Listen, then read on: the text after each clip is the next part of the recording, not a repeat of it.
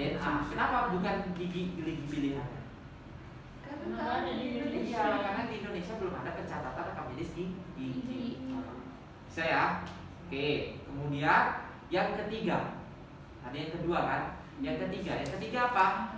Antemortem. Antemortem itu maksudnya kita mengumpulkan bukti dan fakta selama dia hidup. Dari mana? Keluarga, teman dekat, dan lain-lain. Jadi kita tanyakan, ya kan? Kita tanyakan. Oke, jadi itu data antemortem. Yang keempat, rekonsiliasi. Artinya apa? Pencocokan antara data yang kita dapat waktu dia mati, ya kan, postmortem, sama data antemortem. Oke, itu rekonsiliasi. Yang kelima, debriefing. Tentukan, pulangkan. Yang kelima, ya, udah jelas toh siapa, ya kan? Oke, ini si A, dapatlah, tinggal tengok, terus keluar datanya, ya kan? Keluar datanya, oh alamatnya di sini, balikkan ke sana. Beres. Itu adalah DVI. Jelas dah? Ada pertanyaan DVI? Bisa ya? Oke. Nanti ini di neuro. Neuro udah lewat? Belum. Mau neuro, psikiatri. Sorry. Psikiatri udah lewat? Teori. Oh ya, teori. CBT belum ya. Nanti di CBT ada neuro juga. Ada psikiatri. Nanti di situ dibahas tentang intoksikasi dan withdrawal zat psikoaktif, ya, seperti bukan, dibagi 3 dulu, seperti stimulan, depresan, dan halusinogen. Oke, itu nanti di psikiatri. Oke, selanjutnya kita ini kejadian yang buat kecelakaan ataupun tidak kecelakaan, ya. Oke, ini ingat ada KPC ya, bukan KFC ya. KPC, KTC, KEC, KDT, KTD. Oke. KPC itu apa? Kondisi potensial cedera. Nah, yang kayak mana nih kondisi potensial cedera? Kondisi potensial cedera yang berpotensi buat Cedera. yes, yang berpotensi buat cedera. Apa yang berpotensi buat cedera? Misal nih, dokternya ngantuk saat operasi. Bisa aja kan? Contoh kayak operasi bedah saraf, berapa jam? Bisa sampai 6-8 jam berdiri aja. Apa sampai ya? Itu potensi cedera. Baru ada KTC, kejadian tidak, ya kan? Nah, ya udah. Contohnya apa? Pasien setelah diberi obat terlanjur diminum, tetapi nggak muncul efek samping. Itu tidak cedera. Ada near miss, nyaris cedera, nyaris. Contoh, ya kan? Jadi bungkusnya obatnya mau dikasih, pas mau dikasih, salah obat, nggak jadi. Near miss, nyaris cedera. Baru ada KTD, tidak diharapkan. Itu biasanya efek samping obat, adverse event, ya, adverse event. Nah, adverse event yang tidak diharapkan itu apa? Contoh, ada namanya apa? Preventable sama yang unpreventable. Kalau preventable itu berarti apa? Masih bisa kita cegah harusnya, ya kan? Masih bisa, ya kan? Tapi dilakukan. Nah, itu disebut sebagai malpraktik. Jadi yang preventable adverse event itu malpraktik. Kenapa? Karena sebenarnya bisa dicegah, tapi dilakukan. Itu namanya malpraktik. Oke. Kalau yang unpreventable, nggak bisa dicegah, artinya kita nggak tahu bakalan terjadi. Oke, itu ada 3. Ada yang acceptable risk. Contohnya pasien CMAMI mau di kemo, Udah tahu kita kan resikonya apa? Mual muntah karena karena dikasih obat kemo. Nah, itu namanya acceptable risk, resiko yang bisa diterima. Unforeseeable risk, ini resiko yang kita tidak tahu kejadiannya. Kenapa? Karena bisa terjadi, bisa tidak. Contohnya apa? SJS. Jadi kita kasih antibiotik pada si A aman, pada si B kok terjadi SJS. Itu unforeseeable, nggak tahu kita, ya kan? Oke. Baru complication of disease. Complication of disease-nya apa?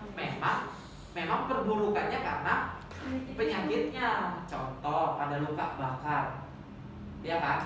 Maka luka bakar bisa terjadi komplikasi toh? Bisa. Apa komplikasinya?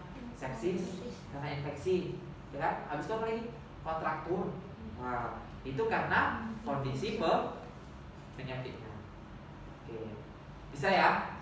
Nah, karena ada ini cuy, maka keluarlah ini pelanggaran ini. Oke. Nah, pelanggaran kita golongkan ke dalam 3 ya. Oke. Ini gampang kali. 1, pelanggarannya etik. Yang kedua, pelanggarannya disiplin. Yang ketiga, pelanggarannya hukum. Nah, pelanggaran etik itu kayak apa? Etika. Yang contoh dia membuat di situ namanya sebesar gaban, ya kan? Nah, macam atau dibuat satu baliho besar semua. Dokter, ahli, segala urusan, ya kan? Nah, itu udah melanggar etik. Kalau pelanggarannya etik, ya kan, maka itu diatasi oleh MKEK, Mahkamah Konstitusi Etik Kedokteran, MKEK. Oke. Nah, apa sanksinya? Iya, sanksinya pertama nasihat. Nggak boleh gitu dong. Nah, ya kan. Oke. Udah dinasehatin atau secara lisan aja, ya kan? Nggak dilaksanain tuh, ya kan? Oke. Kemudian diapain? Bisa dipecat dari organisasinya, ya kan? Dipecat dari organisasinya. Kalau dipecat dari organisasinya otomatis apa? Dikucilkan, ya kan? Nah, yang paling berat apa? Ya, sebenarnya merekomendasikan, ya. Jadi merekomendasikan untuk pencabutan, ya kan? Kalau SIP-nya dicabut, efeknya apa? Nggak bisa praktek. Kalau dia mau praktek, harus buat SIP. Kalau dia mau buat SIP, ya tinggal buat lagi. SIP yang dicabut, bukan STM. Oke. Nah, yang kedua, masalahnya adalah disiplin. Kalau masalah disiplin itu masalahnya apa? Kemampuan dokter, ya kan? Ataupun masalah pelanggaran terhadap SOP. Oke? Jadi dia melanggar SOP. Oke, contoh misalnya kan SOP untuk penegakan diagnosis ini yang pakai A, pakai B, pakai C, datang dia tidak dilakukan, ya kan? Nah, itu pelanggaran disiplin. Nah, pelanggaran disiplin ini yang memberikan hukuman siapa? MKDKI, Mahkamah Konstitusi Disiplin Kedokteran. Yes. Nah, apa sanksinya? Lebih berat dibandingkan etika, ya kan? Oke. Jadi dia sampai ke pencabutan. Iya, STM. Kalau STM-nya dicabut, sekolah lagi. ujian lagi. Ya, ujian lagi ya. Buka FPPD lagi, Wak. Oke, next, hukum. Kalau dia hukum dibagi dua, pidana sama perdata. Gampang kali bedanya kan? Tinggal tengok hukumnya perorangan atau Public. Kalau perorangan individu dengan individu, ya kan, maka itu perdata. Kalau dia public, individu dengan hukum, individu dengan negara, itu pidana. Bisa ya? Ya, tinggal tentuin aja nanti di soal dia individu sama individu atau orang dengan orang, itu berarti perdata. Kalau individu atau orang atau masyarakat dengan negara, berarti itu public. Berarti tidak. Oke. Nah, lanjut kita ini. Bang, kalau dia yang terus-terusan berpraktek pagi sampai malam itu di apa bang? Nah, dia praktik terus-terusan. Efeknya apa? Lelah buat apa? Cedera. Lelah buat cedera ngapain? Pelanggaran disiplin.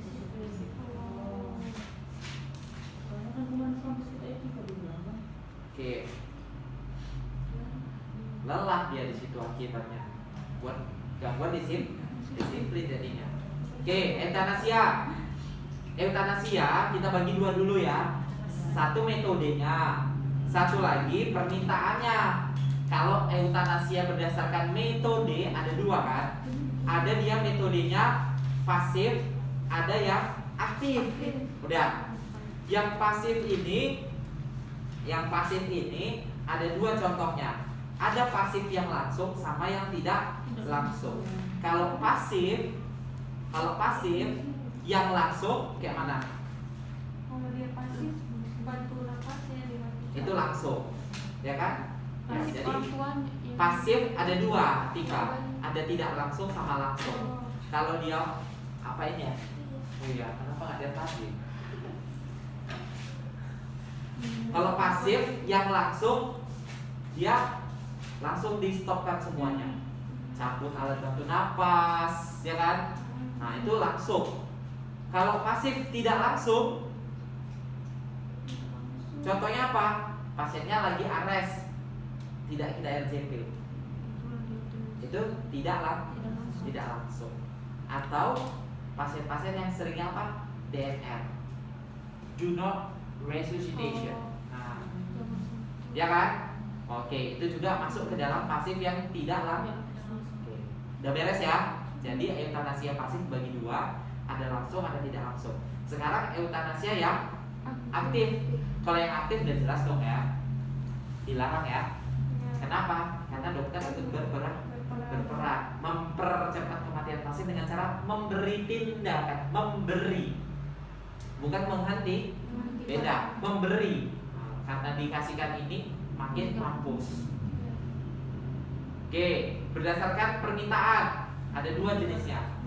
Satu berdasarkan permintaan pasien, satu lagi keluarga pasien. Kalau permintaan pasien sendiri namanya volunteer. Kalau berdasarkan keluarga namanya involunteer. Kan sering suka. Oke, nah jadi boleh nggak dilakukan eutanasia? Boleh. Yang mana yang boleh? Yang pasif. Ya, jadi yang pasif itu boleh dilakukan. Tapi harus ada indikasinya, ya kan? Oke. Nah, siapa yang boleh melakukannya? Atas persetujuan apa? Yes, persetujuan pasien, permintaan keluarga atau permintaan pasien. Ya kan? Oke. Siapa yang ngelakuin? Tim. Ya, tim. Ya, tim. Timnya terdiri siapa? Dokter sebagai DPJP. Kemudian ada ahli etik, ada ahli hukum. Oke. Ini tadi yang membuka rekam medis sudah ya. Kapan-kapan aja. Abortus provocatus. Ini juga hampir sama tentang kayak eutanasia ya. Siapa yang boleh melakukan? Tim. Timnya harus terdiri dari DPJP, ahli etik sama yes, kalau di sini ditambah psikiater. Ya kan? Karena efek dari provokatusnya bisa masalah kejiwaan ibu, ya kan, mental. Yes. Nah, jadi abortus provocatus itu ada yang boleh, ada yang tidak, ya kan? Oke, abortus provocatus itu apa? Ya, dia sengaja menggugurkan, ya kan? Itu kriminal, tidak boleh. Tapi kalau misalnya dia sengaja karena disuruh dokter, karena indikasi medis, itu boleh. Apa indikasinya? Satu, emergency, ya kan? Yang kedua, kalau dilahirkan ibunya mati, penyakit ibu berat, itu dia istilahnya. Yang ketiga, cacat janin berat, bayinya nih hidrosefalus dengan kecacatan, nah udah nggak punya, atau misalnya udah hidrosefalus kayak jatuh bawaan, habis itu neural defect, aduh mah kalau lahir pun ini ya kan. Nah, atau kasus apa? Pemerkosaan. Oke. Atau gangguan mental. Ya, ibunya punya gangguan mental. Contoh kayak orang gila yang di jalan-jalan itu diperkosa pula ya kan. Dah. Boleh? Boleh. Syaratnya? yang Yes. Kalau yang apa di bawah Kurang dari 42 hari atau kurang dari 6 minggu. Boleh dilakukan. Beres? Oke, ada pertanyaan, Dek? Bisa ya? Oke. Kita masuk ke soal. Ya, bukunya ada punya semua ya. Soal CBT. Kita udah